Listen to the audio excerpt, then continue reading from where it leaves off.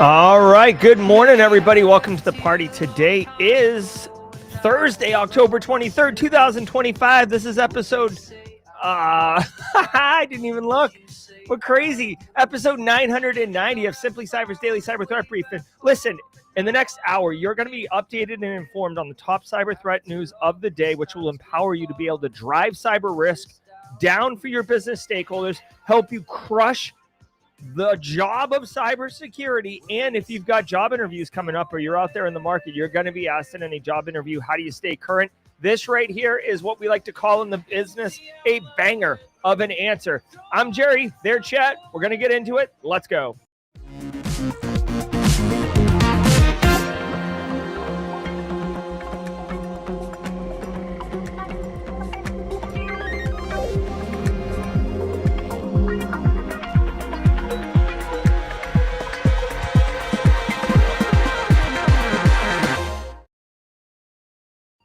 All right. Good morning, everybody. Hope you're ready for a great Thursday. We're having a banger of a week. I myself am crawling out of what I can only explain is a dark tunnel of overwork, overstress, overburden, a burnout over the last couple months. Yesterday, I was finishing up work and I'm stepping into the light. Today, I woke up feeling amazing, and it's only going to keep going up. So we are on a positive spiral. I hope you hop into the roller coaster that I'm in the front car on, getting absolutely lit in like the most high on life way possible. Got a giant cup of coffee, got the button down ready for the Citadel, got some fun stuff to share with everyone. We are off and running. Guys, if today is your first episode, welcome to the party, pal. Drop a hashtag first timer in chat, hashtag first timer in chat. We have a special sound effect, a special, special sound effect, special emote for everybody. James McQuiggan at 35,000 feet, chilling in the Delta Lounge, about to saddle seat 3B at 35,000 feet. As always, great to see you, James.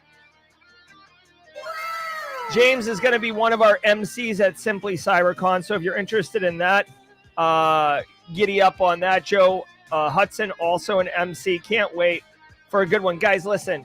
If you're new here and you're like, oh, get to the news, Jerry, this is much more than just a news brief. If you want to just hit the high notes, get an RSS feed. What we're doing here is community, good times, and a bit of the news. Every single episode is worth a half a CP, so say what's up in chat. It goes right above my head. You can grab a screenshot. Make sure you get that date, which is in the title of the stream. And file it away. Once a year, count those screenshots, divide by 2, and that's the number of CPEs you got. Good morning. Dan Reardon is in mod chat. Speaking of Dan Reardon, it is Thursday, which means only one thing. What's your meme Thursday? Dan Reardon, a.k.a. the haircut fish, a.k.a. Dammer Lammer Slammer Sling Dong. He is bringing the heat, and he's got a custom meme piping hot. It just came out of the oven a few hours ago. I've got the, like the hot potato hands. 6'7" kids, right? Okay. I got the hot potato hands going, and we'll be sharing that meme with you. As always, I don't censor it, and today's meme is very much, I feel exposed. I feel seen, but not in a way that I want. Like, I'm not embarrassed, but like at the same time, I've got a bit of a problem, and Dan has brought it fully into the light. Good morning, Kathy Chambers of Chambers Media. Woo! Ric Flair. All right, guys. Hey, let's tell you this, though. This show is not possible without the support and love from the stream sponsors who enable me to bring this show to you. Starting with Anti-Siphon Training. Anti-Siphon Training, disrupting the traditional cybersecurity training industry by offering high-quality, cutting-edge education to everyone, regardless of financial position. Go to antisiphontraining.com. Today, look at their stuff coming up. Today's October 23rd. So if you're doing the SOC core skills with John Strand, you're wrapping that up today. But let me call your attention to this. Holy crap. Are you serious?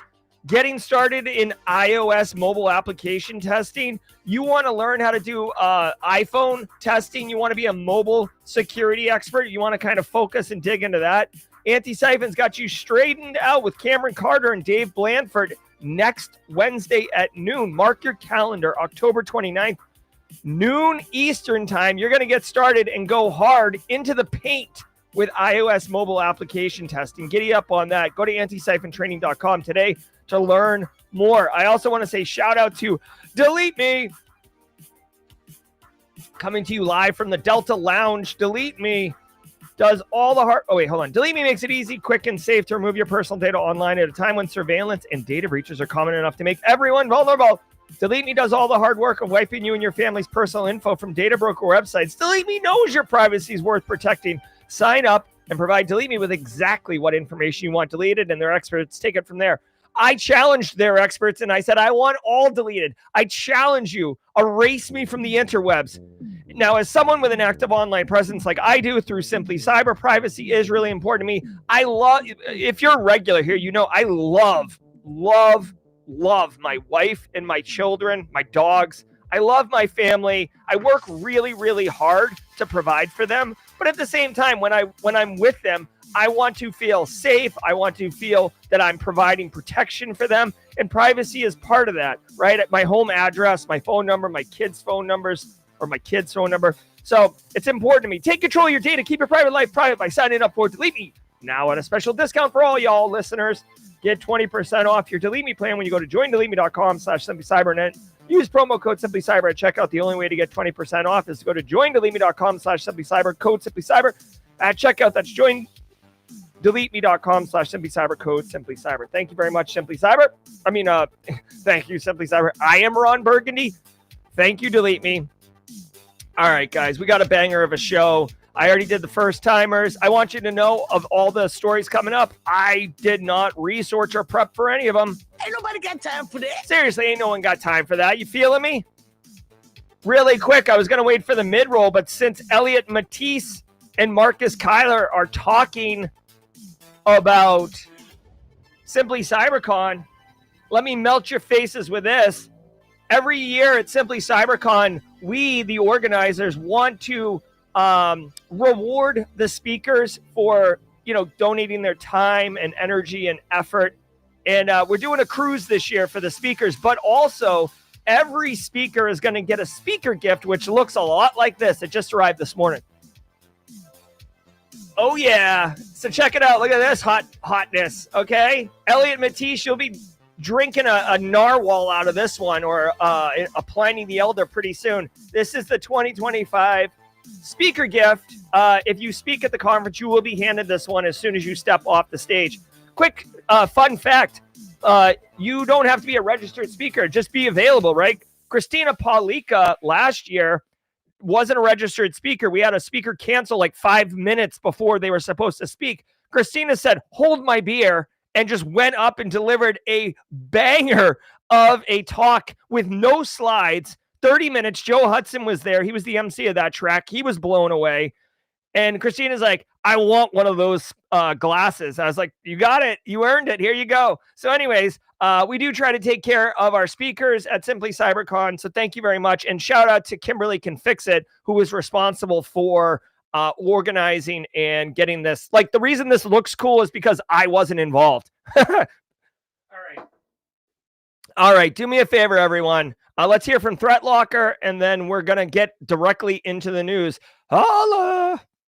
I want to give some love to the Daily Cyber Threat Brief sponsor, ThreatLocker. Do zero-day exploits and supply chain attacks keep you up at night? Well, worry no more. You can harden your security with ThreatLocker. Worldwide, companies like JetBlue trust ThreatLocker to secure their data and keep their business operations flying high. ThreatLocker takes a deny-by-default approach to cybersecurity and provides a full audit of every action allowed or blocked for risk management and compliance. Onboarding and operation is fully supported by their US-based Cyber Heroes support team. Get a free 30-day trial and learn more about how ThreatLocker can help prevent ransomware and ensure compliance. Visit threatlocker.com/dailycyber.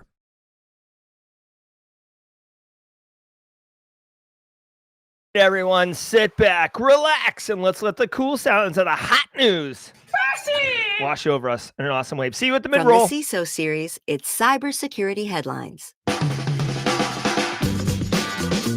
These are the cybersecurity headlines for Thursday, October 23rd, 2025. What's up, Isaiah Morris on LinkedIn? TPLink urges updates for Omada gateways. TPLink has warned of critical vulnerabilities in its Omada gateway devices across the ER, G, and FR series, urging users to update firmware immediately. The most severe flaws allow arbitrary OS command execution and command injection, potentially by unauthenticated attackers or after admin authentication. Two additional flaws enable root access and further arbitrary command execution. Users are advised to install the latest firmware, change weak passwords, and restrict management interface access to trusted networks. Okay, really quickly. Number one, okay, so this is TP-Link network devices, fairly affordable. You'll see them in mid-sized businesses. You might see them in Soho's, small office, home office situations. Home networks sometimes if like you got a more of a tech forward member in the family. But the Omada gateway is the one that's the problem. Their recommendations are obviously, you gotta patch it. You gotta patch it, right? Obviously. And this is a firmware patch, so it's going to revolve. It's going to involve, a reset of it. Make sure you don't dink around with it while the firmware is updating. Make sure you make your 13-year-old well aware that you're going to be bringing the network down so he doesn't come downstairs talking about, why is my Fortnite not working? And, have to deal with that. By the way, just as a fun fact, in a complete nerd fashion, whenever I do network updates to the home network, I do communicate to my family that the network will be experiencing maintenance and downtime in an hour, in 30 minutes, in 10 minutes. I'm doing the maintenance now. And inevitably, my sons come down at different times and are like, the internet's not working, Dad. And I'm like up to my elbows in RJ45 cords and in hardware. And I'm like, really? Really? You didn't see the memo? You didn't hear me? And I didn't send a memo, but you hear what I'm saying. Anyways, they say the best practices here, to avoid compromise is number one, change weak passwords. Hello, you should not be getting a critical 0-day. The TP-Link is on fire. Oh, I better change my weak passwords. People, first of all, shame on these hardware vendors. You should make crappy passwords not possible on these devices. Yes, I get it. I own the device. I should be able to control it however I want. However, I don't my car has airbags. I don't disable the airbags. I can't even disable the driver's side airbag. Put controls in place that I can't avoid, like making strong passwords. So first of all, great tip. Eliminate weak passwords, but that should be a minimum standard for you. Second of all, they said make sure management interfaces are only accessible by the right networks. If your management interface on your network device is internet facing, bruh, what are you up to? Reevaluate life choices, okay? So fix that, right? My kid just needs to be able to execute Call of Duty Modern Warfare. He doesn't need to be able to configure ACLs and quality of service and stuff like that. And I'm being playful for my home network, but you guys get it. Carl in accounting doesn't need to know what the friggin' firewall looks like, right? And then obviously firmware updates. Best practice for those who don't know, do not update the firmware Friday at 2:00 in the afternoon, because without question, it will not work correctly. And I'm telling you, there's no rhyme or reason for it. It's just your Friday night's going to be ruined. If you are at a business, I would schedule a downtime because your network's going to go down unless you have somehow a backup network device. Chances are, if you're running TP links, you're not running redundancy on your network layer. So communicate the downtime. If you can, do it on the weekend to minimize impact, but you just do it. I would do it sooner than later. They literally said the weaknesses allow you to get root access and execute remote code at the operating system level, which for those who need translation on that means basically you can completely own this device as a threat actor, which is not something we want. We do not want that. Okay. Plus, it's a foothold into your environment, right? They can do denial of service attacks by making it not accessible. They can use it as a foothold and penetrate deeper into your network. They can do all sorts of nasty business once they control the critical network device. I'm going to go to epsslookup.com really quick, a great resource provided by Barricade Cyber. I'm going to check that EPSS score.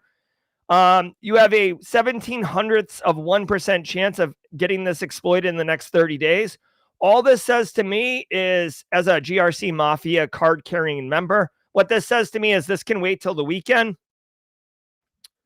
or a slow time for network activity, and get after it. Okay. Next story. Muddy Water targets organizations in espionage campaign. Ooh, espionage. Iran-linked threat group Muddy Water has launched a global espionage campaign targeting more than 100 organizations, including embassies, foreign affairs ministries, and telecom firms. The group exploited a compromised email account via NordVPN to distribute weaponized Word documents that deploy the Phoenix V4 backdoor through a fake update loader.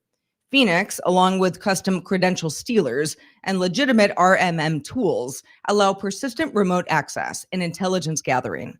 The campaign demonstrates Muddy Water's ability to combine custom malware with commercial software for stealth and persistence. Okay, couple things here. Number one, Group IB. Nice. I like your color scheme here. We'll get some saxophone action in just a hot minute. But essentially, this attack, Muddy Water is an Iranian-based threat actor that keeps cropping up. They're like, and I don't personally know this, but I feel like this is like a rash. You know what I mean? Like a rash that you have that kind of flares up from time to time. And again, I don't have any transmitted diseases that, you know what I mean? So like, I don't know, but I've heard that like, you can have rashes that come and go. This is Muddy Water. Like when you see him in the news, you're like, all right, Iranian-based threat actor. What they did was they distributed a backdoor, which is essentially a persistence mechanism that allows them to come and go into systems whenever they want.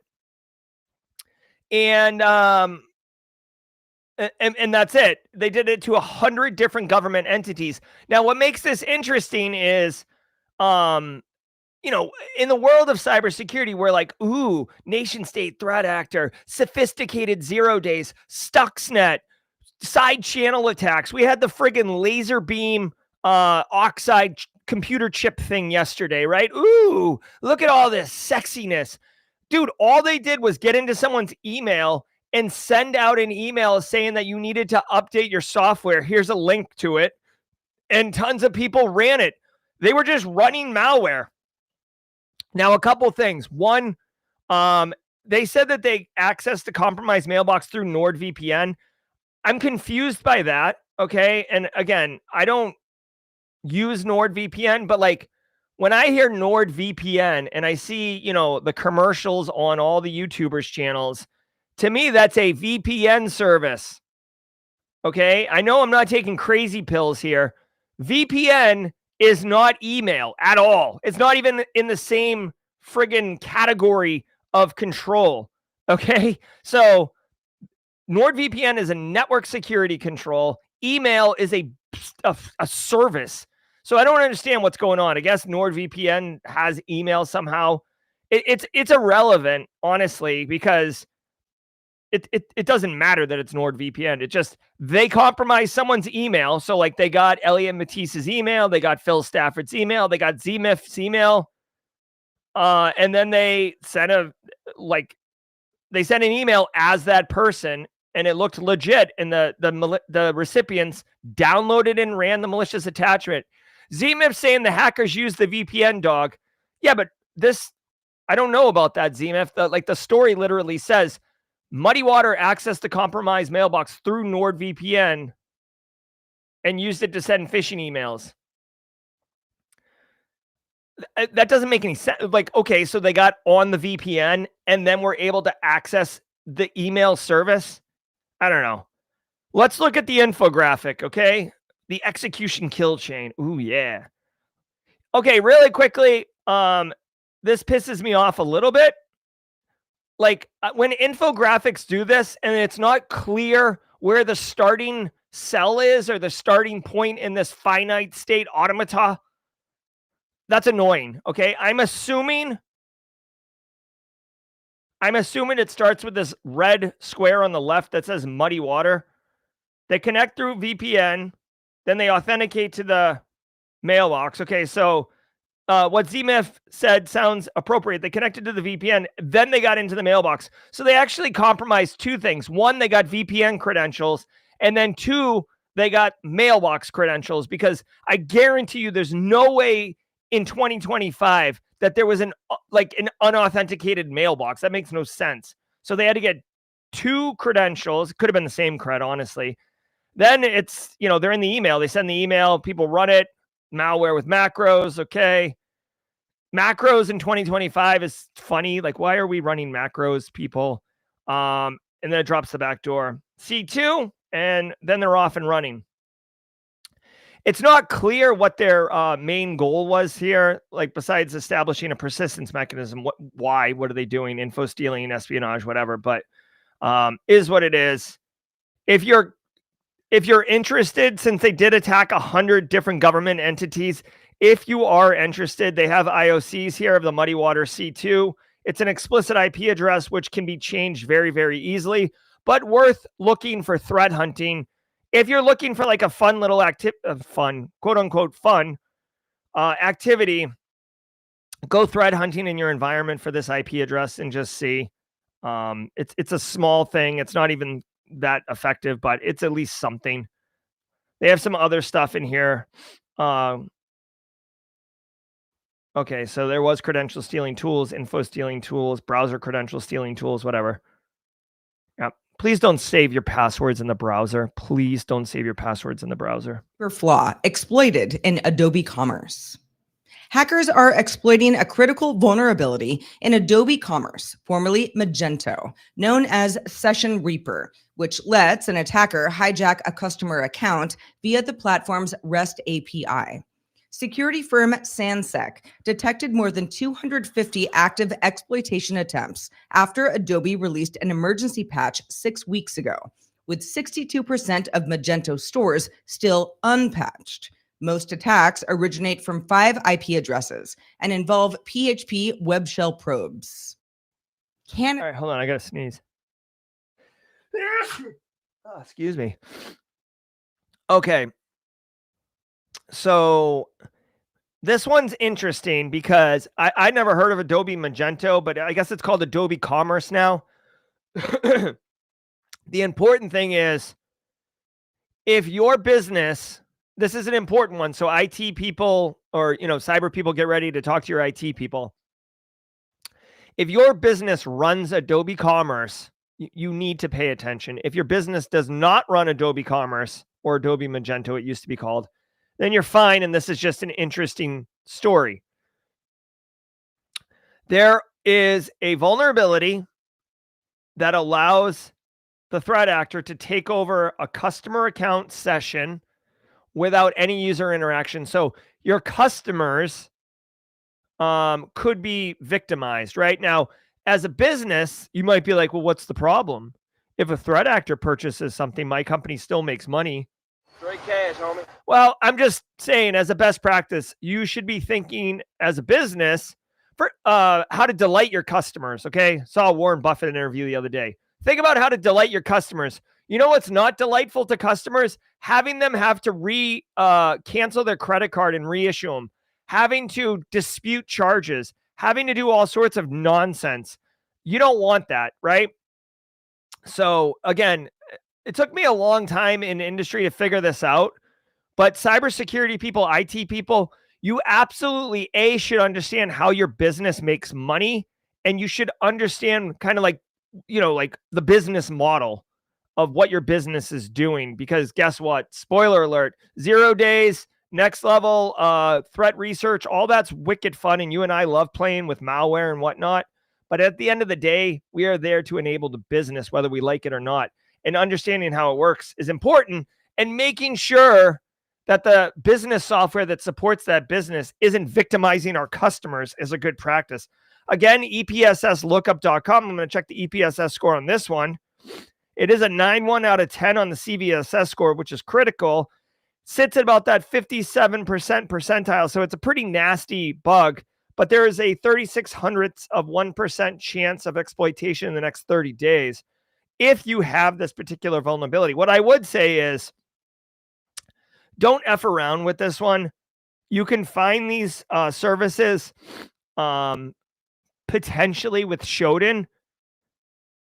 The patch has been out for 6 weeks. So there's really no reason for you to not patch it, okay? You gotta patch it. My thought is if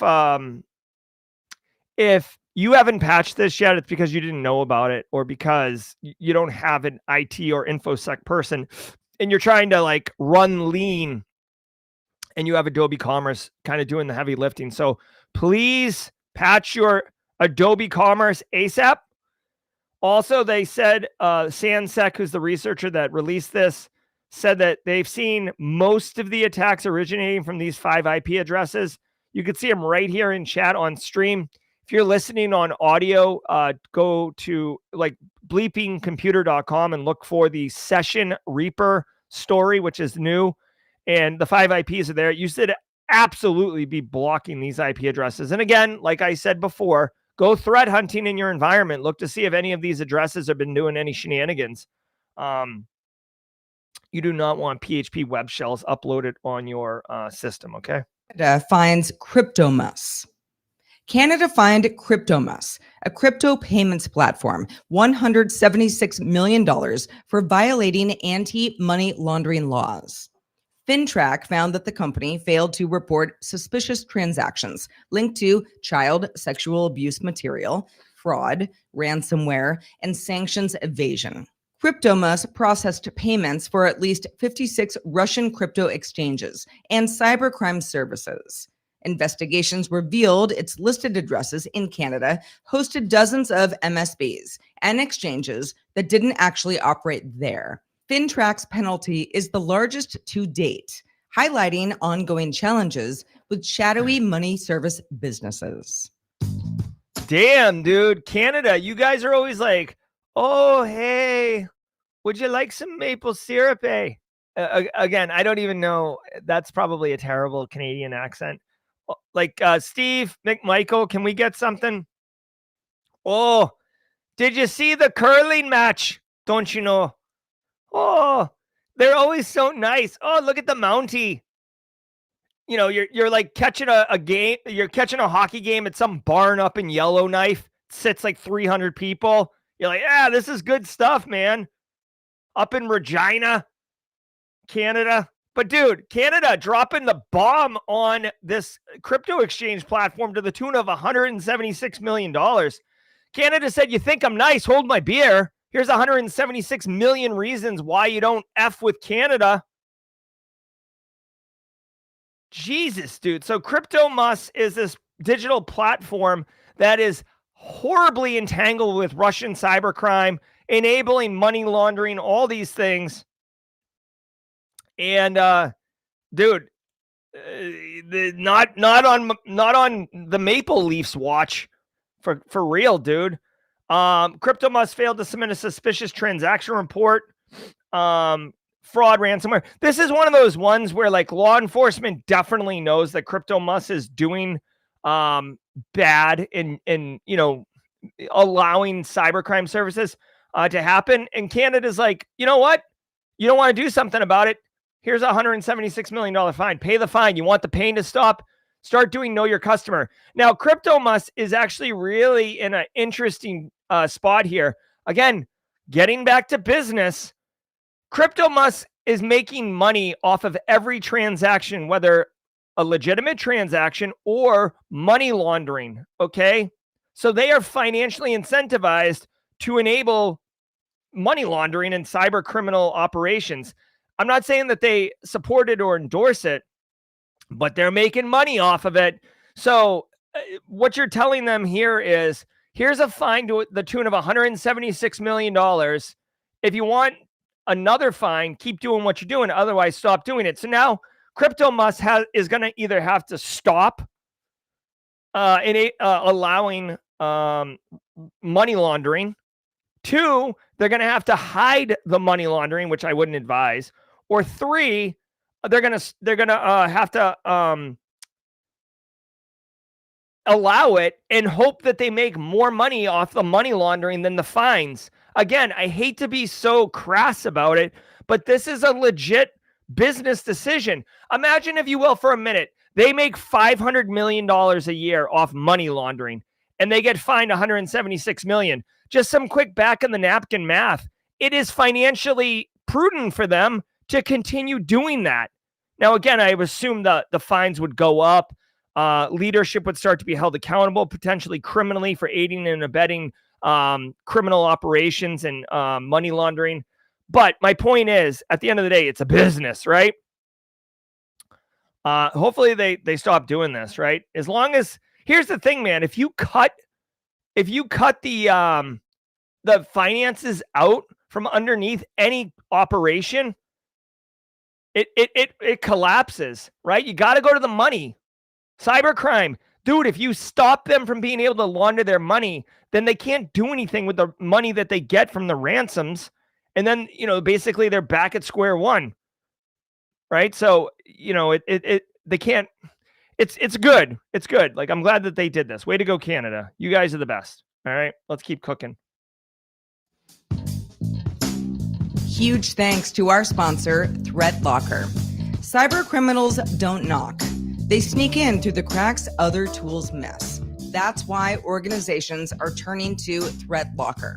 As a zero-trust endpoint protection platform, ThreatLocker puts you back in control, blocking what doesn't belong and stopping attacks before they spread. Zero-trust security starts here with ThreatLocker. All righty, let's do some music.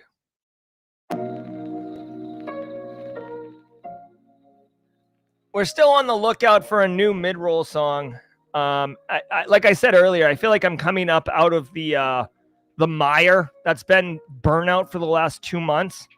And I will, again, Kathy Chambers, please don't hit the nail on the head with this one, but I'm going to have 2 weeks off. I'm going to have some time to look into a new song and get that straightened out. I want to say shout out to all of you. Davey Crack IT. Davey, I messaged in chat. Did you get that skateboard deck from Black Hills? I would love to know. Jessica Yang says, where can I find the podcast for this? Jessica Yang, you'll have to be more clarified. Are you talking about the podcast that we're writing on top of and listening to, or the audio version of this podcast? Let me know. Guys, shout out to the stream sponsors. We did DeleteMe, we did Anti-Siphon, we did ThreatLocker. Today and tomorrow only, I have to do all 5. I want to say a quick shout out and love to Barricade Cyber Solutions. Thank you, Barricade Cyber Solutions, for what you do. They are, they've got this amazing webinar series called Fortify 365, where they basically walk through each session and talk about how to configure and implement best practices for configuring your Microsoft 365 environment, not just to be secure and hardened, but also to comply with very popular security compliance standards like CIS, like CMMC, like, they didn't say HIPAA, but it's all kind of one and the same. It's for IT admin, security teams, and anyone interested in being good at Microsoft 365. Guys, lots of businesses are using Microsoft 365. So if you can learn the lingo and learn how to secure it, it's going to level you up in a job interview. Go to, oh my God, I hate, dude. Discord's fine, but I'm having to manually type this in right now. Go to https://webinars.barricadecyber.com. Yep, there you go. And check it out. Their next one's November 5th at 1 p.m. So coming off, you'll be in the hangover from Simply Cybercon. Giddy up on that. But don't worry, because you can make November 5th a special day and do a double banger because November 5th, 11 a.m. to 1 p.m. So you could do 11 to 1 with Flare Academy and then 1 to 2 with Barricade Cyber Solutions. Check it out. November 5th, Justin Furness, CEO and founder of Secure Coders, is bringing order to continuous threat exposure management with a standard language. If you don't know what continuous threat exposure management is, if you would like to get into the GRC world, you absolutely need to understand what vulnerability management is and the evolution of it, which is continuous threat exposure management, managing that attack surface. Right now, you can go register for this free webinar, 2-hour webinar. You can talk to Justin after the webinar is over, get your questions answered. This is going to be a banger. See, traditional vulnerability management focuses on CVEs, but continuous threat exposure management goes deeper. We're talking misconfigurations, crappy credentials, etc. Learn the common language. I'm telling you this right here. If you're interested in 2 hours that can help you in job interviews and stand out, this is one. Go to Flare Academy or go to Flare. If you go to simplycyber.io/Flare, it should take you directly there. Thank you very much. Every single day of the week has a special segment, and Thursdays is none other than Dan Reardon, aka the Haircut Fish, and we got a custom meme. Now, this one is funny. Again, I told you in the intro, if you skipped the intro, you missed it. I don't censor or give any direction to Dan. He has free reign, and I always show you what it is, even if it's mocking me. So here is today's meme. If you're familiar with the Lord of the Rings meme, you will see it. This is the Bilbo addicted to the ring. After all, why not buy more Magic the Gathering cards? So really quickly, if you did not know, I started getting back into Magic the Gathering. It's a card game. I played in the 90s and I got out of it. And a couple years ago, I started getting back into it. Justin Gold, Casually Joseph are bad influences on me. Then we went to Wild West Hackin' Fest. We played Paper Magic, which is like the physical cards. And now I'm a man possessed. I bought a couple $100 worth of like cards. I bought like a box to hold them. I bought dice. I bought sleeves. Like I bought all of the accoutrements that go with Magic. I have a box arriving tomorrow with like 30 packs. I'm hosting a Magic tournament at Simply Cybercon on Saturday night. I'm out of control. I'm out of control. And so anyways, yeah, I told my kids I got a box coming tomorrow. I'm like, we're gonna crack packs. I need an intervention. All right, let's go on. Let's continue on. Thank you, Dan Reardon. Phantom CAPTCHA targets Ukraine relief groups. Sentinel-1 researchers uncovered a phishing campaign dubbed Phantom CAPTCHA, which targeted Ukraine war relief groups, including the Red Cross and UNICEF, on October 8th. Attackers impersonated the Ukrainian president's office using weaponized PDFs that redirected victims to a fake Zoom page to deploy a WebSocket-based remote access Trojan hosted on Russian infrastructure. The campaign showed links to prior Cold River activity and reflected careful planning and rapid infrastructure turnover. All right, hey, two things. One, a guy named 303 says, Jerry, you make me want to learn Magic. Just so everyone knows, at Simply Cybercon, so if you are physically coming to Charleston on November 2nd, 3rd, at Simply Cybercon, we have track 1, we have track 2, and then I thought this was really cool. This is my idea. We have a third room called the Chill Out Room, and there's pop-up workshops in there. I'm going to be doing a pop-up workshop. James McQuiggan's going to be doing a pop-up workshop. Pat Gorman is going to do a pop-up workshop. My 10-year-old son, he said last night he was going to do a pop-up workshop on Roblox and what you need to know as a security practitioner. We're also going to have Magic the Gathering there. We're going to have a table set up. I've got a bunch of cards. I assume no one's going to steal my cards. If they do, suck an egg. Like I have faith in humanity here that people aren't going to steal my stuff. So I'm going to have Magic set up. There's a bunch of Magic players that are going to be there. So a guy named 303 and anyone else that wants to learn Magic, we will literally have an entire setup going at Simply Cybercon in the chill out room for you to play and learn Magic. So I'm excited about that. All right. So, dude, you know, it's 2025. The war in Ukraine with Russia has been going on for 3 years. Cyber has proven to be a capability that it complements a military campaign, not an exclusive execution of a military campaign.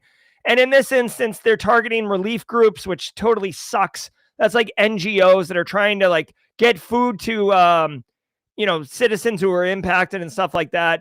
Russia full on attacking these people, setting up remote access Trojans or remote access tools to get in there, targeting the Red Cross, UNICEF. I mean, I feel like these are non-combatants that really should just be like left alone. Now, I'm sure that in some instances, like the CIA leverages these type of groups to like get in, but it just sucks, man. All right, so here we go. Infographic. And honestly, I'm going to be judging this one hard. Okay, so they have a slider bar on the far right. If you're watching on stream, you can see it. It says risk level. Low is at the top and high is at the bottom.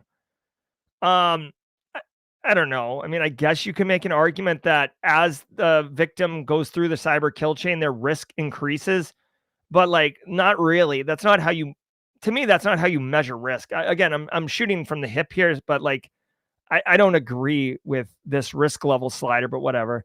All right, so let's do it really quickly. PDF with link comes in, user clicks on it. Okay, so you got an email with a PDF and it says, hey, here's a donation, here's whatever.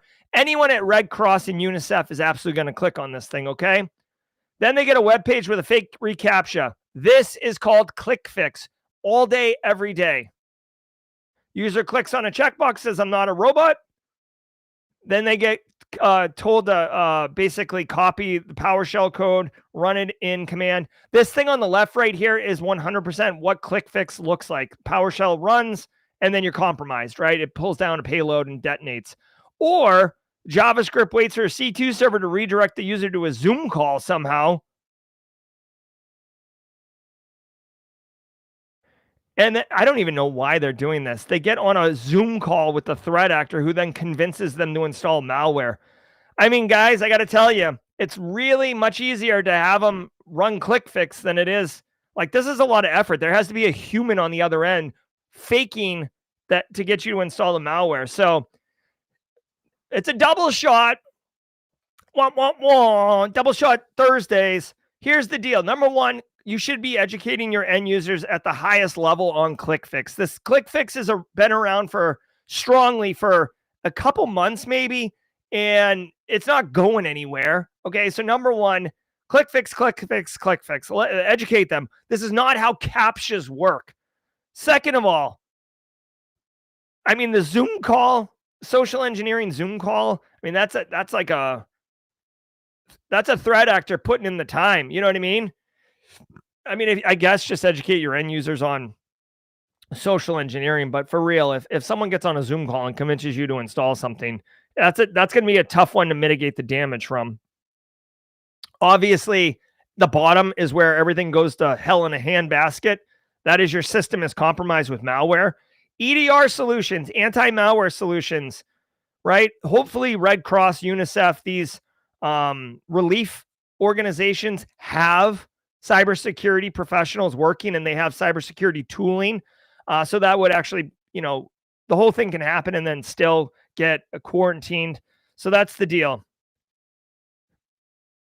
Yeah, I agree. Random Skills says the Zoom call is probably to sell the idea that you're speaking to a government employee. Yeah, 100%. So let's keep going. Dude, I want to play the saxophone. It's just, between me and you, like this infographic doesn't move the needle for me. You know what I mean? I don't know. Maybe I'm bougie now, but Like, this is fine, but like, I'm not getting out of bed for this one. Meta launches anti-scam tools for WhatsApp and Messenger.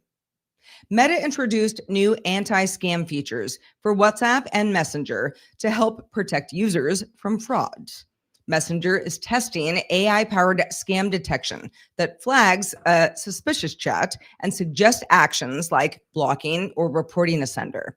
WhatsApp now warns users not to share their screens with unknown contacts and adds context when being added to new groups. Meta says it has disabled nearly 8 million scam-linked accounts this year and removed 21,000 fake support pages. All right. Hey, you know what? Meta, Mark Zuckerberg, whatever, dude. I know he doesn't give a crap about me, but I read this book right here, Careless People, Sarah Wynne Williams' memoir when she worked at Facebook from when they went, Super Saiyan basically. And just, she worked directly with Zuck and the senior leadership and just how they handle things, how they handle themselves. Not great. Very good book though. I recommend go to simplycyber.io/books if you would like to check this book out. I think I listened to it as an audiobook. Sarah Wynne Williams actually does the narration. But it's good if you're interested in learning a bit about this. So for them to do this is actually kind of interesting because it doesn't necessarily align with their overall approach to their customer base. But I love this, dude. I love it. I love it. I love it. Right. So like if you use Google Mail, you might get an email in a alert that says you don't typically get email from this person. Be aware, right? This just in time, in your face notification that requires intervention, right? So if my Aunt Dorothea is on Messenger or whatever, and someone sends her a thing and says, oh, would you like to donate to UNICEF? But then a pop-up says this could be suspicious. You can't just dismiss, like you have to say, you have to interact with it, which causes a decision point or a thought to occur to the potential victim. So I love this. And my favorite part of this one, and I said this earlier with the TP-Link stuff, dude, when you force it on your users, you don't make it something that they have to enable to get access to. You force it on your users. It helps. It works, right? Dude, AI spam, AI deepfakes, AI is helping the threat actors at scale. And I don't want my Aunt Dorothea. I love my Aunt Dorothea. I do not want her to fall victim to some a-hole in, wherever, because they're using tools that trick her. So thank you, WhatsApp and Messenger. I hope that other message apps, like maybe not Signal, but Telegram and Snapchat or like all of these Instagram DMs, I hope they take advantage of a similar technique. I hope this becomes the standard of these messaging apps, because honestly, DMs is like where crime happens. Discord DMs is notorious for this. So if you got hey, W for AI. Armageddon flaw in Rust library leads to RCE. A critical vulnerability dubbed Tarmageddon was discovered in the Rust library async tar, allowing attackers to execute remote code by smuggling malicious entries in nested tar files. Security firm Adira, which reported the flaw, said both async tar and its fork Tokyo tar are abandoned, leaving millions of downstream users at risk. Patched forks like Astral Tokyo Tar 0.5.6 have been released, and developers are urged to switch immediately. Damn, dude. A really quick Astral Tokyo Tar. That sounds pretty awesome. That sounds like a black magic card from the Kamawachi set. Oh my God, nerd. Who is this nerd? Magic the Gathering. I need more cards. I'm thinking about Magic. All right, so check it out. For those who don't know, tar is basically unzip or extract or whatever you want to call it in Linux. Okay, so when you tar a file, that tar, it's just an archive. An archive is a compression of a bunch of files or even one file to make it smaller, easier to transmit, also easier for threat actors to hide malware so it can't be analyzed. And I guess there's a Rust. Rust is a programming language. There's a Rust tar parser called Tokyo tar or whatever. And attackers can smuggle additional archive entries into there using this, okay? I do like the name Tarmageddon. I can get down with that. Not to be confused with Armageddon, the white card in Magic that I think is banned now that destroys all lands. Oh my God. Please, I'm begging you. I need intervention on Magic the Gathering. Ah! Oh my God. My wife's going to call me such a nerd. Okay, so let's look at this technically. If a file has both headers and the U* header incorrectly specifies a 0 size, the parser fails. Okay, the parser... This makes no sense. By advancing 0 bytes, the parser fails to skip over the actual file data and immediately encounters the next valid tar header at the start of the nested archive, and then it interprets the inner archive header as legitimate. Okay, so basically the way that the application is going to go to unarchive, it's going to look for the header. So like really, really quick, this is like not even fair to do it this quick, but like when you look at a file, and I don't mean like on your desktop, I mean like you actually look at the code that makes up your file, right? Put it in like a hex editor or something like that. I think 010 is a good hex editor. It's one I've used in the past. You can see that a file has a header. That's how computers know that it's a PNG file or an EXE file, right? A portable executable file is because the headers, right?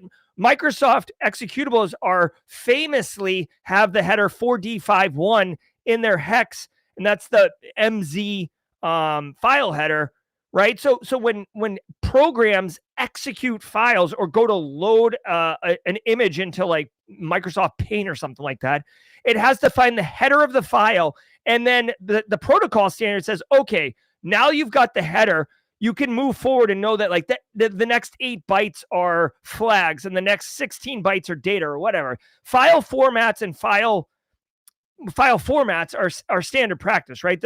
So now that I've said that, with this one, the archive, the way that this archive extraction tool works, it looks for the tar header, but apparently the threat actor is able to bake in more, and then through whatever this vulnerability is, it sees the incorrect tar header and begins to decompress that one. I believe that's the flaw here. And you can see here, it incorrectly interprets the inner archive header, which is the one the threat actor is controlling, as legitimate, belonging to the outer archive, which then allows them to kind of, execute, which then can lead to remote code execution, file overwrites, of course, and then, you're screwed at that point.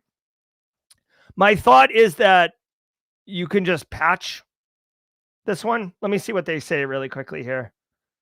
Yeah, fixes rolled out for the Astral Tokyo Tar and the Krata Tokyo Tar. It's a double-sided card. Oh my God, Jerry, with Magic, please stop.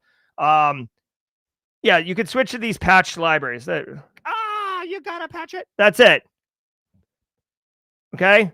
Patch your stuff. If you're running Rust, if you're running Linux, chances are you're qualified enough to do apt, get upgrade or yum upgrade or whatever it is, and just fix these things. I will say that this is pretty cool security research, being able to exploit archiving, an unarchive binary. Very cool. And if you are a pen tester, you might be able to find a vulnerable victim in an organization and exploit this remote code execution. Honestly, though, it's probably easier to just socially engineer them, send them a link, tell them to download it, and then pop them that way. Pwn2Own Day 2. Hackers exploit 56 0 days. Day 2 at Pwn2Own Ireland 2025.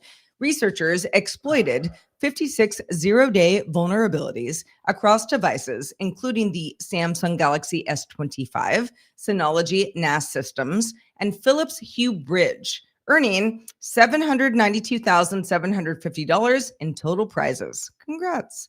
The standout hack came from Mobile Hacking Lab and Summoning Team, who chained 5 flaws to breach the Galaxy S25 for $50,000. Vendors have 90 days to patch the bugs before public disclosure. If you're all right, Pwn2Own, whatever. I mean, I spent a lot of time talking about this yesterday, so I won't not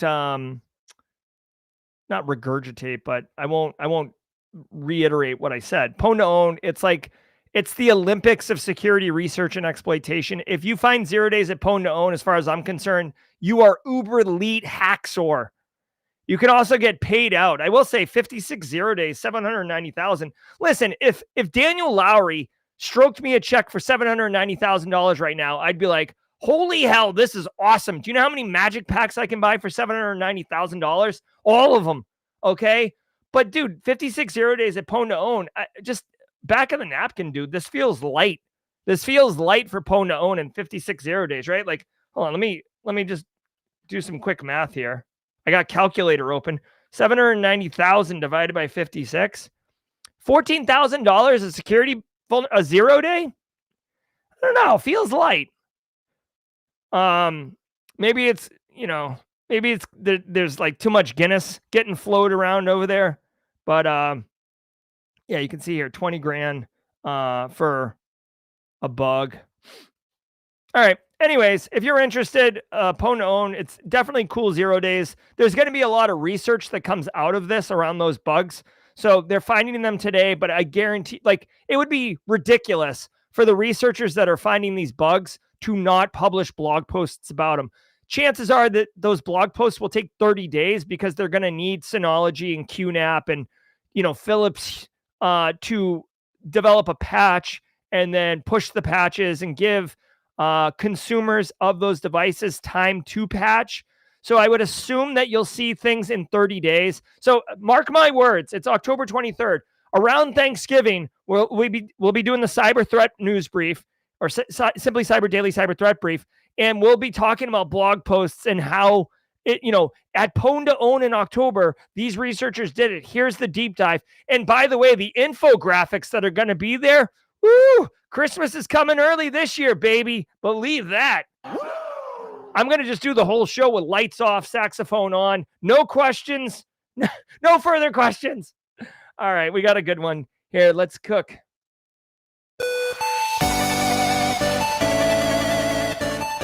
All right, everybody. Holla, holla, holla, holla, holla. I hope you had a great show. I certainly did. I'm telling you, I'm like the phoenix rising from the ashes of burnout. I can't tell you how great I feel right now.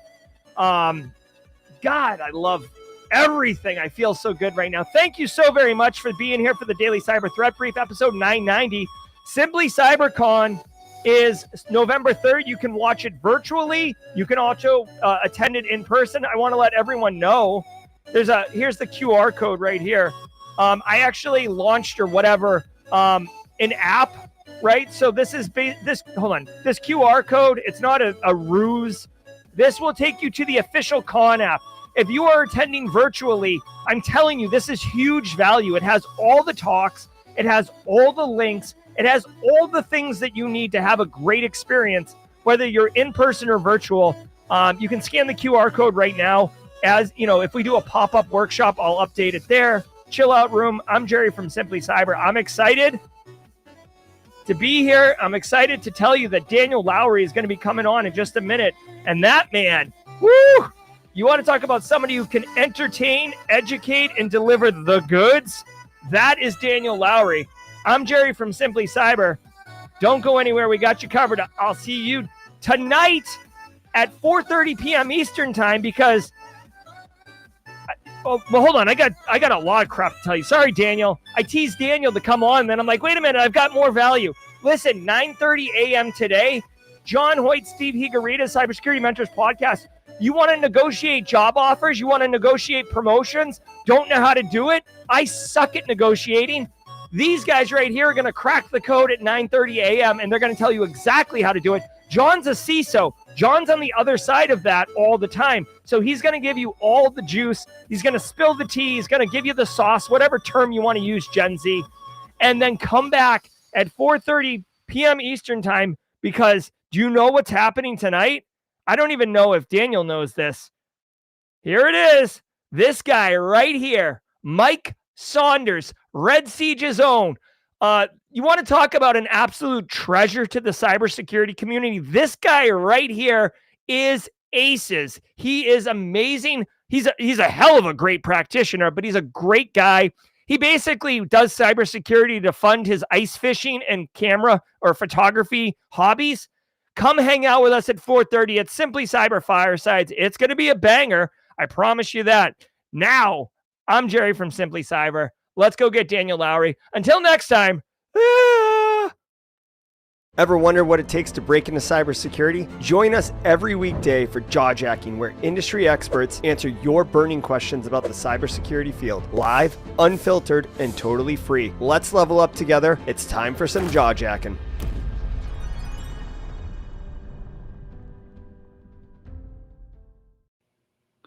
Good morning, everyone. Thank you, Jerry, for that rousing introduction, as they call it. I want to bring the chat up on the screen because I like that everyone can see what everyone is saying. It just looks cooler, right? Am I wrong or am I right? Or am I right? I'm right, right? It's funny, Jerry was talking about Mike, and I thought he was going to go full Ace Ventura on me, where he was like, and one hell of a model American, when he was talking about Ray Finkel, because he's a big Finkel fan. Got to, right? Formerly known as the Mule. That's a great movie. I've got to watch that. That's been a hot minute since I have seen the OG Ace Ventura. But enough about that, kids. Thanks for joining us today. It is Jawjacking time. If you're not familiar with the Jawjacking, if you are new, first of all, welcome. We're glad to have you. This is where we do like a little AMA kind of open forum style of the internet. We love doing this. A lot of fun. That said, if you need to or want to enjoy this festivity, well, then all you got to do is pop your question into the chat, and we can take a look. We can try to answer it, get the best answer that we could possibly can. Or if you got something really cool you want to talk about that's cybersecurity related, throw that in there. Heck, if you got something really cool you want to talk about that's not cybersecurity related, we tend to go down all roads here. So feel free to enjoy and have a lot of good times here. I see that Robert Hendrickson is saying that shirt is awesome. It's not bad, right? This was B-Sides 2024. I have the 2025 shirt as well, but it's in the laundry. So this is the one. And I prefer to wear black shirts on camera. I feel like they pop. They've got more pizzazz, as it were. So I'm glad you enjoyed it. Yeah. A lot of good times. So there you go. So don't feel shy. Get into that chat. Throw your questions in there. Just, QQQ or at my name or something so that I can see that very well. I do see that Roswell UK has a question. Let me jump up there and grab it. And here it is. Would you agree that Spoon Man by Soundgarden possibly has the best spoon solo in rock music ever? I'm not. Judges? Waiting for the judges. The judges agree. That is an absolute confirmed true story right there. That Spoonman and just Soundgarden in general. I mean, anything. Burden in My Hand. Come on, great song. Pretty Noose, amazing. I Fell on Black Days, love that. Anything Soundgarden is well worth the listen. Chris Cornell's voice was a national treasure, and I'm sad that he left us a little too soon. But let's see here. Let's see. We've got a question in the chat room here, and it's from Taekwon Gong. How much practice should be done to be proficient in hacking? That isn't actually a very easy answer. I've got a 100% correct answer for that. All the practice. It's like, this is the thing that you never ever stop with, because there's always something new to learn or some nuance of something you already know to deeper dive into that. And then you've got to go get some practice with that. You got to get hands-on. So that means lab building or getting into some try hack me or hack the box room or some other thing, right? To where you can actually work with that technology. And that can take time and effort. And by the time you get done with that, guess what happens? you do it all over again because something new comes out the next day. I mean, Jerry's talking about TP-Link stuff this morning, firmware issues. You know what you can do? You can go buy one of those TP-Link devices. They're probably not that expensive. Maybe they are, but it's still possible to get out there, or maybe just grab the firmware. I think that's, I'm trying to think there, the firmware emulation toolkit, right? There's a firmware emulation software out there. I think it's from Adify. Okay, that's it. I'm off to Adify OS. I think it's called Adify OS. They have this whole, So go to adify.com/Adify OS, and you can grab a copy of Offensive IoT Exploitation. It's kind of like Kali, but for IoT and hardware hacking. It's like a specific distro for that very thing. I don't know if I can post it. I don't know. We'll give it a whirl. We'll give it a whirl. Here it comes. We'll see. Does chat hate me? Do I have the perms? Can't post messages in some channel. Well, we'll try anyway. There we go. Hopefully that helps. I don't know if that went out to the YouTube, though. It's definitely here. Anyway, do what I can for you out there. But adify.com/OS. That's ATTIFY.com/Adify OS.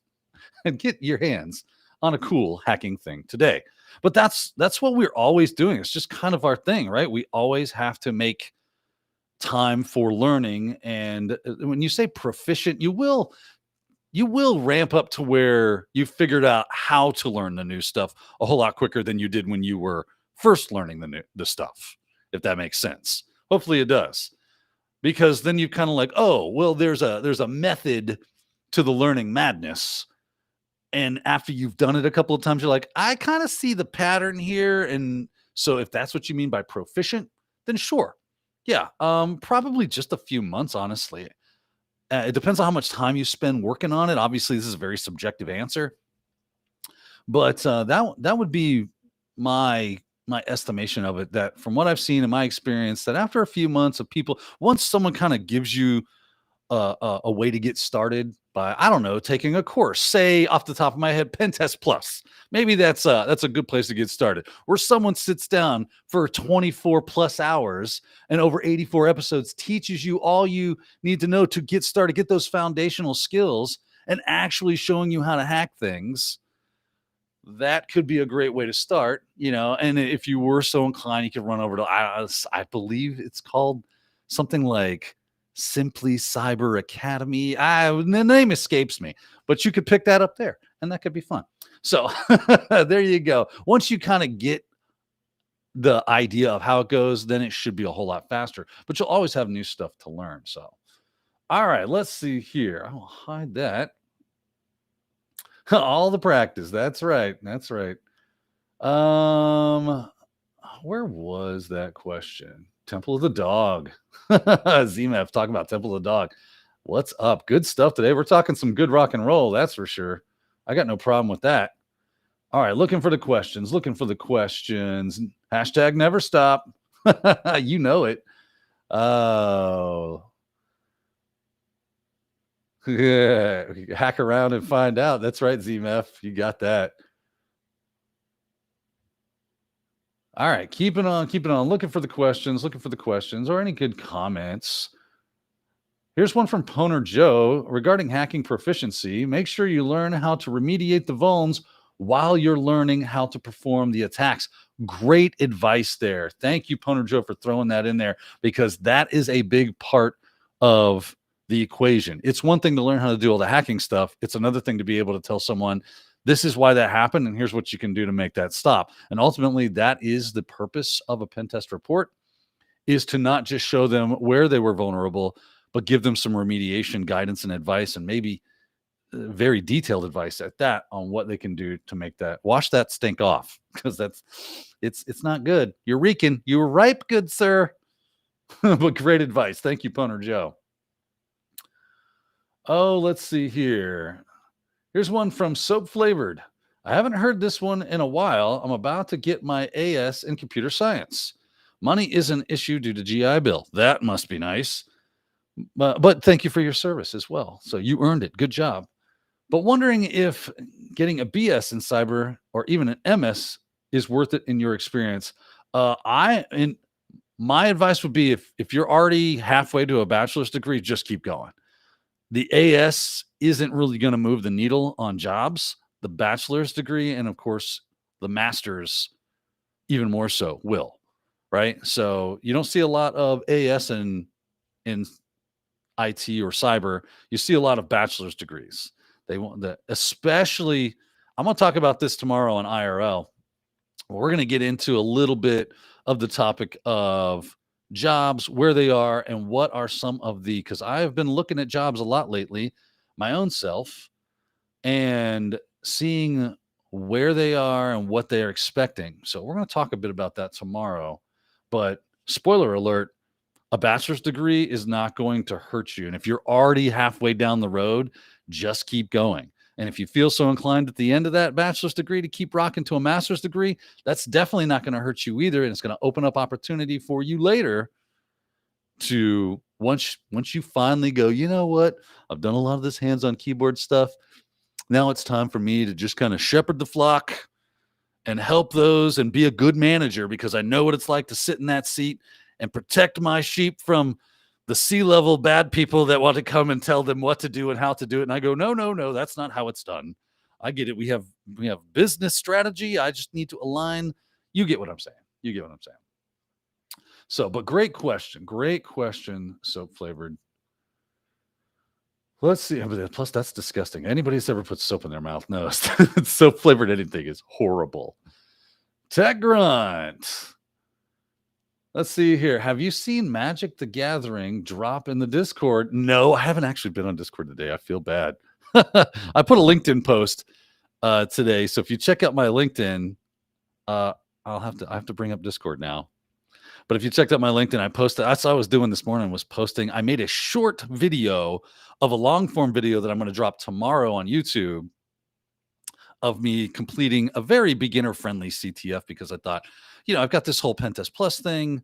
Those types of CTFs that aren't crazy puzzle logic experiments, but are very straightforward, which we tend to label as easy, which is funny because my experience is that's what's kind of more true to what a real pen test is like, and not, I have to find an audio file that within it is I'll have to work out different frequencies and manipulate frequencies so that I can find the steganography message that takes me to the hidden file. It's like, that doesn't happen in anyway, CTFs, if you're playing them as a game, are fun. If you're looking to get some hands-on kind of more realistic experience, they can be a bit of not realistic. So it's hard to find the ones that are. So anyway, I've got one that I use anyway. I dropped a short form of how I worked my way through that to tease for the long form, but very cool stuff.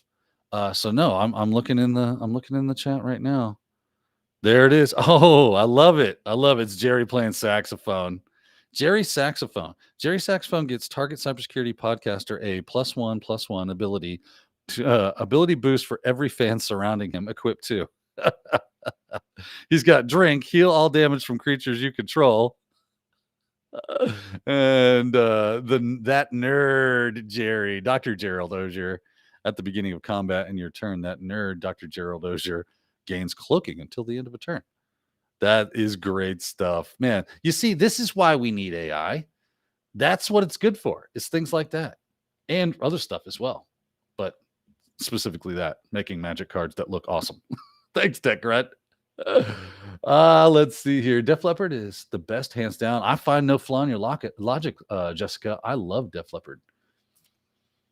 I play Pour Some Sugar on Me. I love playing that song. It's just a lot of fun. Kathy says, now that's a good way to market your course. You see what I did there? I tie it all together. I was like, hey, buy my stuff. Go check out my LinkedIn post and give it a like.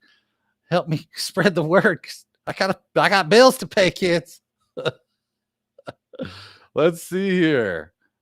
Oh, Audio Slave was Chef's Kiss. Yes, it was. Like anything with Chris Cornell in it. I'm sorry. His voice was so unique and great at the same time. Some voices are unique, but I don't find them to be that compelling. Like Macy Gray. She has a very unique voice, but I don't find it to be that compelling to listen to. Sure, it's cool songs and everything like that. Her music's fine, but her voice doesn't. Wow, unique, isn't that great? Chris, on the other hand, for me, amazing stuff. TechGrunt's saying the soap flavored BS is truly worth it. MS, I would wait until you have more work experience. Yeah, you could go back for the old master's degree. Let's see here. What else do we got going on? Looking for the questions. If you got questions, you know what to do. Drop them in the chat. Throw a Q in front of them so I can see him. Taekwon Gong. So my associate's degree have no weight. I wouldn't say no weight. So I also have an associate's degree in computer networking systems. So I got a computer science degree. You just don't see it like going, oh, AS, right? They expect a lot of times a 4-year degree. It doesn't mean it doesn't have any weight. You can also kind of pad that with any kind of work experience that you've done that kind of equates to. So sometimes you'll see associates and +2, if not bachelors, right? That kind of stuff. So it's not that it doesn't have any weight. It's just not as weighty as a BS, and you're only 2 years away from it anyway. So in my opinion, in my experience, the bachelor's degree is going to take you farther than the associate's degree. Not that your associate's degree won't take you anywhere, just not as far usually, generally, as the bachelor's degree will. So hope that clarifies stuff for you. All right, moving on. I just happened to see this one right there. Is it good for go to internships while you're already enrolled in an AS in cybersecurity at a university? Is now the right time to gain some certs? The answer to that is yes. Yes, and yes. Absolutely, positively, yes. Because if you're going to school and you're getting your AS and you're working as an intern, so you're getting hands-on experience in the job like at an actual production thing, then absolutely. And then if you're throwing certs on top of that, you come out of school as a beast. You are beast mode straight up on at that point in time, because you've got a degree, you've got experience, you've got certs. That's the trifecta of fresh out of college, man. Like, that is insane. So if you can do that, if you've got the time, the energy, and the will to make that happen, that shows an employer that you work your butt off to get ahead in this field. And that speaks volumes. And I would say that would work very well for you. Let's see here. Keeping on. Pocket Pixie says, rock and roll. Rap overrules rock and roll anytime, any day. Thank you for your wrong opinion. I'm just kidding. Hey, that's the great thing about opinions, right? They're like armpits. Everybody's got a couple and they all stink. That's the safe version of that. But still works out, right? But nothing wrong. If you like rap, get some rap done. There's some good rap out there for sure. I like music. I'm a music fan. I play guitar, so I tend to like focus on guitar-oriented music. I'm actually more of a, I've listened to a lot of blues. I play a lot of blues now. So let's see here. Where are we at? Find us some of those questions. This is a good question that I don't know the answer to, but you in the chat can probably jump in there. How can I maximize my Flipper Zero? I know they have like add-on boards or hats or whatever you want to call them, that kind of expansion into them that can kind of give you much more functionality into your Flipper Zero. I don't have a Flipper Zero. It seemed more like a novelty to me at the time when they came out, so I didn't get them. And then there was that whole thing where they were banned about importing into the country, and then I didn't get one because then I was like, do I really want to spend the money on it? Do I have a use case for it other than to go, look at my cool thing? And it is a cool thing. There's no doubt. And then I've got this thing in me where I'm going, don't just do it because it's a fad, Daniel. You are not a trend follower. It's like, I'm a weird person. And so I just never got one. So I don't know much about that other than what I've just told you. So hopefully that helps to some extent. There you go.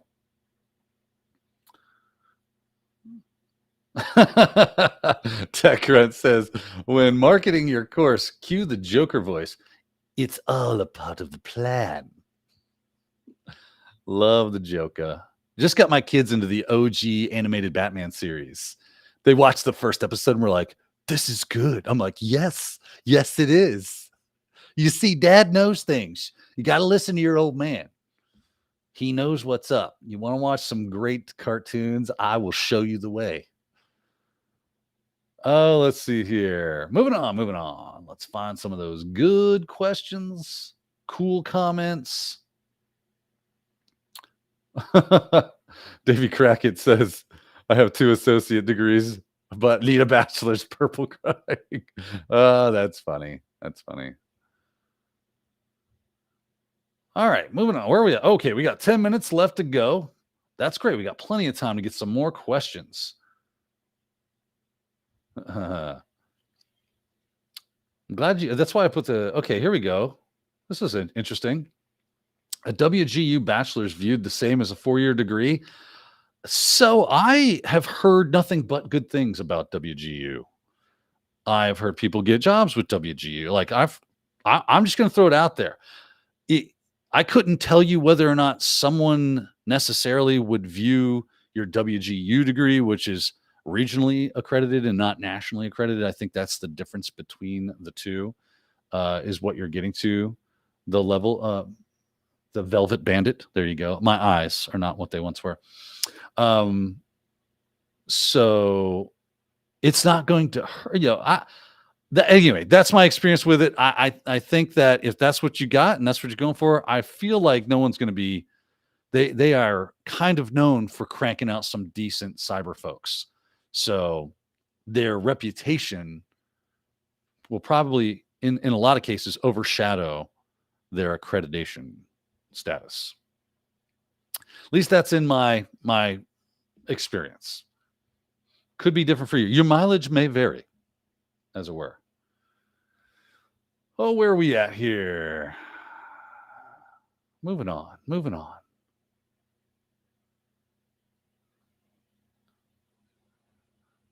ZMF says, rap is rock and roll, yo, America. That's a great comment. That I will showcase that one. America. Love that. That is just funny. You guys are entertaining. You're talking about me being entertaining. You guys are entertaining. Super funny. All right.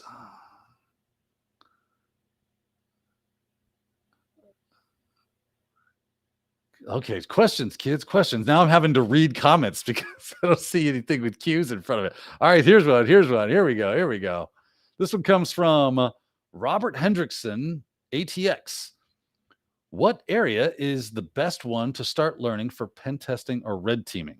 What area is to start learning for pen testing? Well, it depends on where you are and skill set wise. If you're completely new, you don't have a lot of IT background, you definitely need to start there.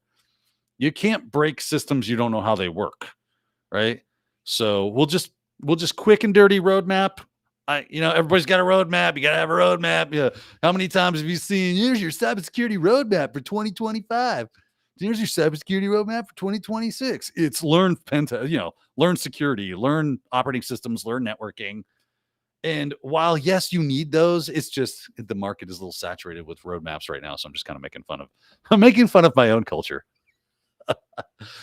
And if we can't laugh at ourselves, then we've turned into the people we don't want to be. But let's see here. So a quick and dirty roadmap. So you got to learn operating systems. You got to learn networking fundamentals. You do need to be a bit handy when it comes to operating systems. Okay, so obviously Windows is going to be very important, both desktop and server, as well as you should probably get into a bit of cloud. You got to be like a cloud admin, but understanding the fundamentals of cloud and being able to go in and launch things and spin things up and work and be comfortable with AWS and Azure is going to be useful for you. Okay. From there, you also probably need to know a bit of web, right? Because you're going to get into web pen testing. That's just going to be a part of your shtick. If you want to be a pen tester, you're going to pen test on web apps, right? You're going to pen test AD. You're going to pen test web apps. You're going to You also need to know Linux, right? Because Linux is going to be where you live every day. So you got to get familiar with working in a Linux environment when you pop shells, and you know what shells are and all that good jazz right there. So just trying to keep it all straight in my mind. So into the pen testing thing, the networking stuff is going to be really helpful for you. The Windows and Active Directory stuff is going to be really helpful for you. And then you got to get that foundational knowledge of security itself. This is where things like Security Plus and the Google Security certification come into play, because they give you that foundational knowledge that you need to understand what you're doing, learn about risk, learn about vulnerabilities, you learn about incidents, you learn about threats, you learn about all these things. And then you're ready for pen testing. All right, so now it's pen testing time. It's time to pick up tools and techniques. You start off typically with concepts, and then the tools and techniques that allow you to exploit the things that are out there. From there, now you got to learn some couple of soft skills, because you're going to be doing a lot of writing, a lot of talking with clients, a lot of administrative duties where you're delivering reports and things of that nature. So you got to get good at that. And if you're moving on all the way up into red teaming, that's where you start really getting good at things like C2 or command and control, and persistence, initial access with a real bend toward OPSEC or operational security, where you're not getting caught by the blue team. Your job as a red teamer is to see how long you can go without getting caught. Pen testing, they don't care. You can be noisy as all get out. But as a red teamer, silence is golden, right? So you want to fly under the radar, do living off the land for persistence and obfuscation techniques, and writing your own malware and things of that nature. So it gets a little headier as you move into proper red teaming. Not that you can't or don't do a little bit of that stuff in penetration testing, but that's the kind of stuff you're going to be learning. So there's your little roadmap. That's really quick and very dirty, but hopefully that helps you at least give you an idea. And then there's also mobile, there's Wi-Fi, there's other niches that you'll probably like latch onto as a pen tester or as you're learning penetration testing. AI obviously is going to be the thing, so don't forget that. It's easy because it's so new. I tend to forget. Learn how to jailbreak and prompt inject and things of that nature. I wouldn't sleep on operational OT, right? Operational technology, ICS, SCADA, that stuff as well. Kind of bring that into your kind of purview. Going to be good stuff for you. So there you go. Quick and dirty, no doubt, no doubt. All right, we got 3 minutes left, and then I'll send you guys on to the Cybersecurity Mentors podcast. Let's see if I can get some more cues up in there. We'll speed run this thing. I'm just looking. Cues. There's one. Are there any industries you prefer not to work in, and why? From Cyber Risk Witch. Any industries I prefer not to work in? Now, work. I can't think of anything necessarily that I would say, probably stuff I can't say, that's exploitative or whatever. I wouldn't do that. Just morally, I wouldn't be down with that. But there you go. Let's see here. What else we got? Here's one from 84 Proof 93. What are your thoughts on Cloud Search's AWS Solutions Architect? Yeah, AWS certs are going to be bangers for you. Honestly, it's going to help you stand out and let people know about cloud. And I'm actually I'm probably going to get a couple of those in 2026 myself. I got to finish up this CRTO business. It's a lot. It is a lot of stuff. I am learning new things. I have pushed my boundaries already, and I'm not even halfway through the thing. So great stuff there. But yeah, some good cloud certs will do you great. And I love AWS. AWS runs the internet just about. I wouldn't sleep on Azure though. Azure's going to be super useful for you as well. Let's see here. Looking for cues. I got 2 minutes. Speed running, looking for cues. Q. Anything with Q on it? Oh, here's one. This one comes from Robert Hendrickson, ATX, yet again. What is the best areas to start learning for pen testing and red teaming? So I have a Pen Test Plus course. That is a very good foundational certification. It's going to teach you what is all the phases of being a penetration tester and work you through all the like a lot of exploitation. I got 34 episodes specifically, if I'm remembering correctly, on exploitation alone. And then you have post exploitation on doing things like gaining persistence and things of that nature, privilege escalation, things of that nature as well. So really good stuff. 1 minute. I tell my kids old age and treachery will always beat youth and exuberance every time. Well, that's a great one to stop on. Thank you, Steve Young. Oh, man, this was a good time, everyone. Thank you so much for joining me today. I hope you enjoyed Jawjacking. I look forward to seeing you guys next time. Got Cybercast IRL tomorrow at 10 a.m. Eastern time, so I hope to see you there.